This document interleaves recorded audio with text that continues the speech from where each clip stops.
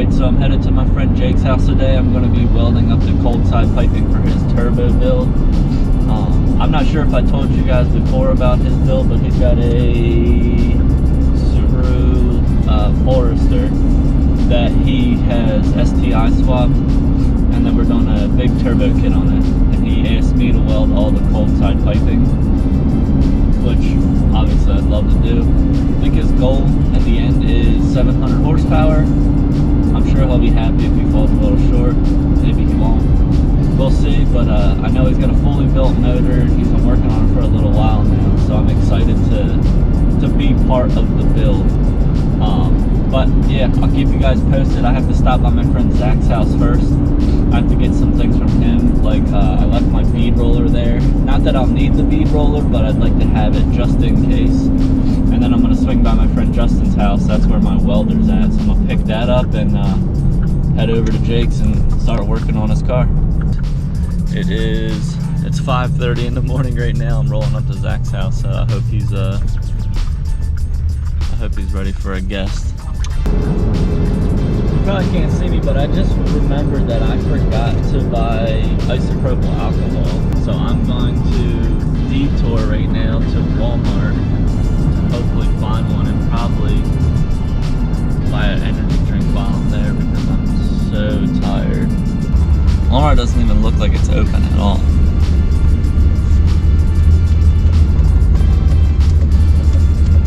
Aren't all Walmarts 24/7? Or am I out of my mind? Oh boy. Let me pull in here and try to figure this out.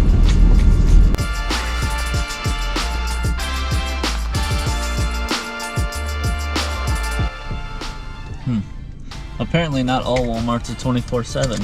This one here opens at 6 a.m. so I gotta sit here and wait for 8 minutes.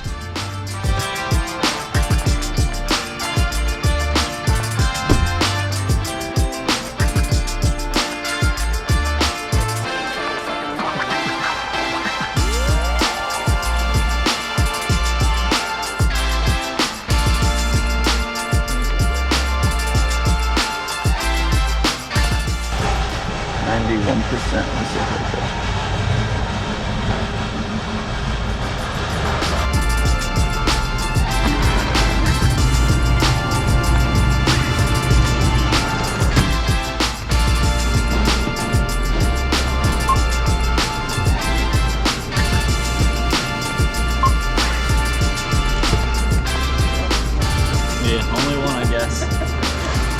Gotta love it. Select payment type. Yeah, something like that.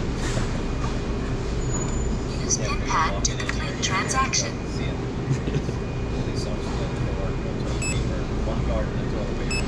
That's crazy. Have a good day. That's the longest line of carts I've ever seen.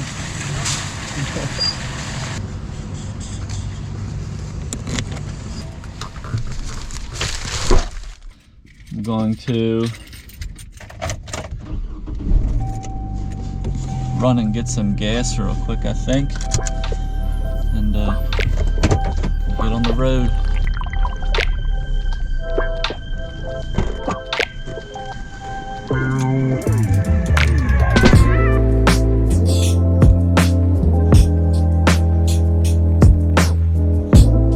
Just pulling up to Justin's house. Pretty sure this fool went to bed at midnight last night, because I woke up at 3:30 this morning and I had a bunch of texts and pictures from this man. His text said, "Your welder's by the door, steal what you want." Or the door's open, steal what you want. Maybe we'll steal beer. Not that door.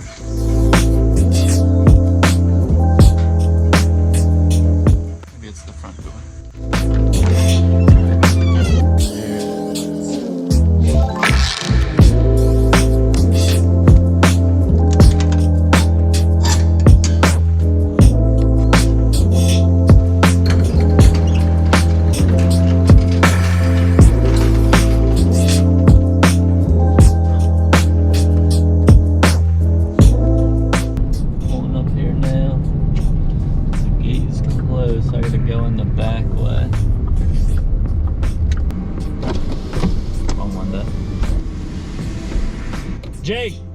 me to back up here? Okay. I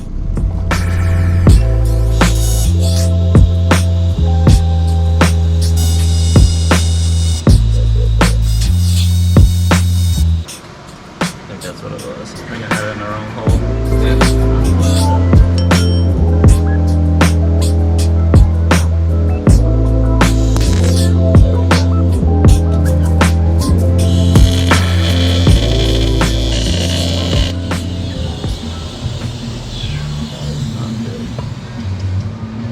Stop getting porosity in there, and I don't know why. Yeah, it does good. You have to plug into that. Plug your power, I guess. Yeah. Well, it has. So that connector that comes on the welder goes to like a dryer connection. I made the extension cord, and I just had to switch the plug to because that outlet's a different end than that. Yeah, because that outlet, it's the same exact end. It's just the prongs are at a different end. What's up, guys? So working on Jake's car. We got the piping mocked up a little bit, nothing crazy. We got it out of the actual turbo. Next up is going to be to split this 180, most likely in half. We might have to delete a little bit to get it out of the housing and then dump down through the actual body. But so far, we're making progress.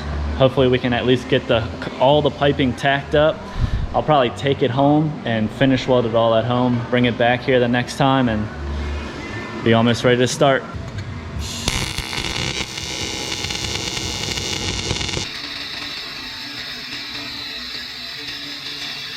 There's a little update on what we got done so far.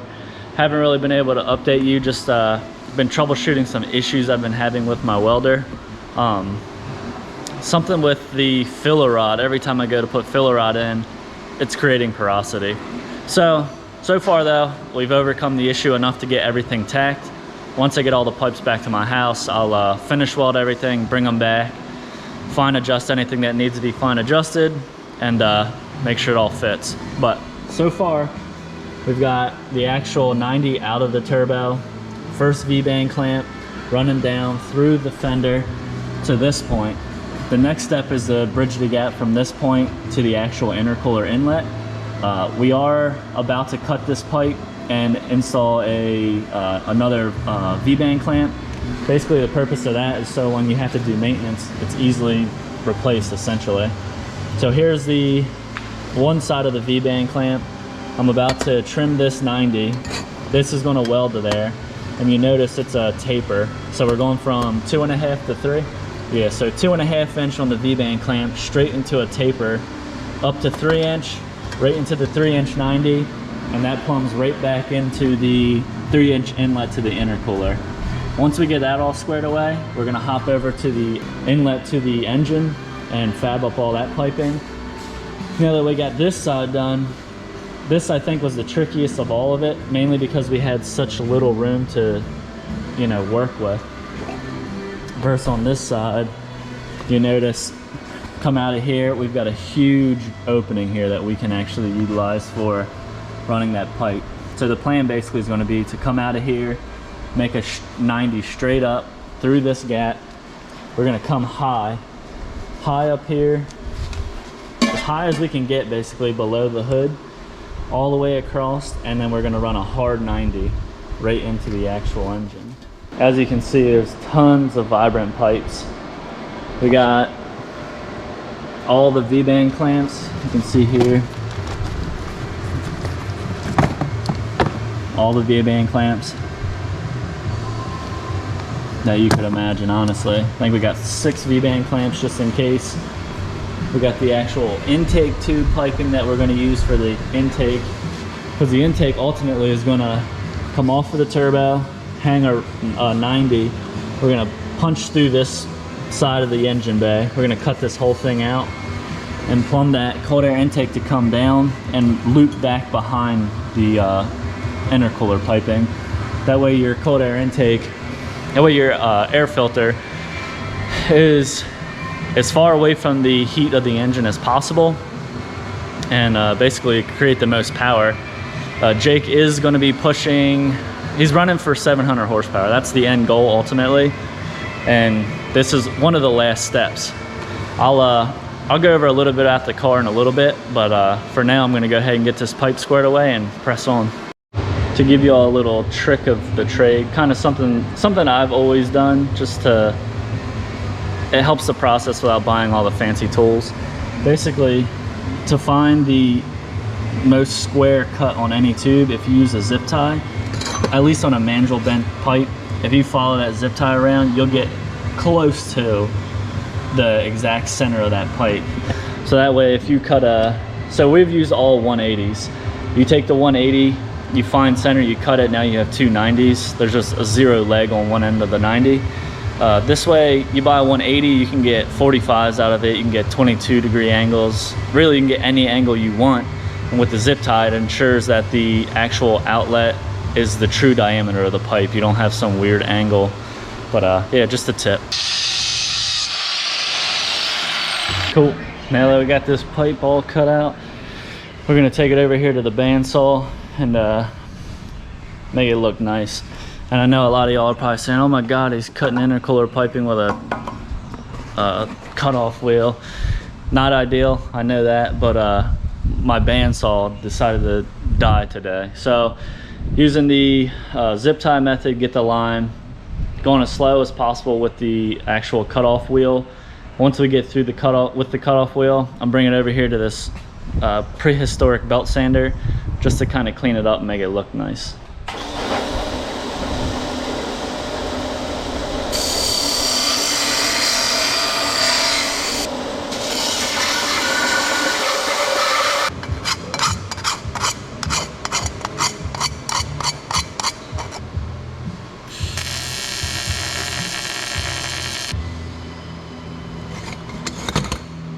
Jesus. Yeah, so while she sleeps, I go to car shows and make YouTube videos. Right. I always mess with her and say I'm gonna be a stay-at-home dad. We'll hire a nanny still, so I can work on cars. Got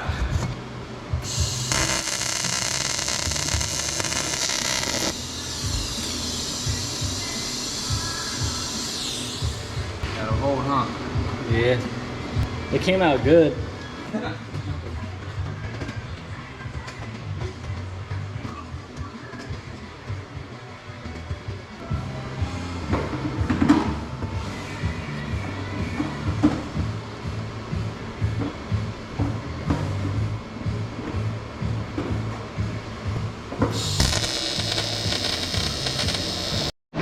All right guys, so we give a little update on the piping.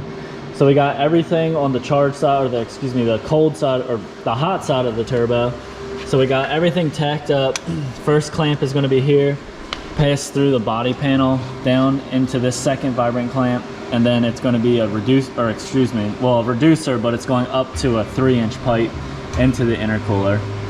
Next time I come back, I'm gonna do the hot side, or the cool side, the intake side, and after that's done, we'll do a quick job of getting the air filter into its correct place. I wanted to go over the car a little bit. So Jake is here, this is the owner of the car. He's gonna kind of explain what the car is. This is a 2005 Forester XT, and it started its life as an automatic. I bought it from Georgia, and it has about, I think, 75,000 miles on the body or something. But I 6-speed swapped it, so it's a Forester STI trans, and it's non-DC/CD for those of you Subaru guys. And then we have a built motor in this thing that's closed decked, built heads. We have 282 cams.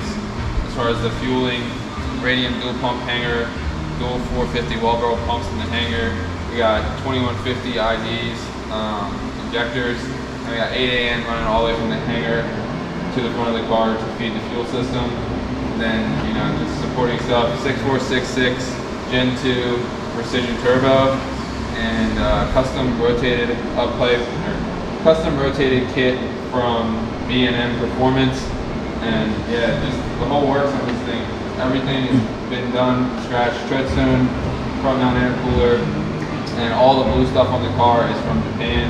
So typically you'd see a lot more blue stuff on it when there would be the front end and bumper and stuff on it, but yeah, I got all those parts imported, so it has the full front end STI package that only cars in Japan came with. So pretty cool. Really happy with the progress we made today. But yeah. Cool. I'll put a picture of the car in there with the whole front fascia on it, just so you kind of get an idea of what you're looking at.